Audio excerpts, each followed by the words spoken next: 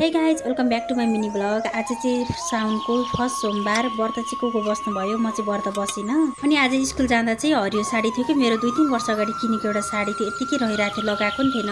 अब अरू बेलामा लाउने कहिले हो कहिले त्यत्तिकै रहिरहन्छ। अनि आज चाहिँ लगाउँछु भनेर निकाल्नलाई खोजेको, कहाँ राखेँ खोज्दा खोज्दा हैरान।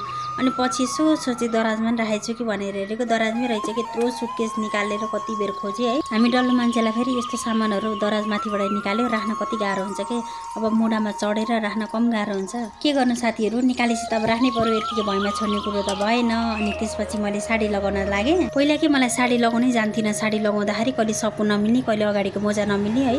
अहिले चाहिँ अनि स्कुलमा काम गर्दा गर्दै डेली साडी लगाउनु पर्छ नि त। अनि लगाउँदै बानी परिसक्यो, कस्तो सजिलो लाग्न थाल्यो कि अहिले चाहिँ। त्यो अलिकति माथिपट्टि पिन लगाउन चाहिँ अलिकति दुःख लाग्छ, नत्र सजिलोले लगाउँछु कि साडी चाहिँ। फाइनली मेरो लुक चाहिँ यस्तो भयो साथीहरू। जसो तसो यसरी चाहिँ मिलाएर लगाएँ। राम्रो भयो कि नै कमेन्ट गर्नु ल।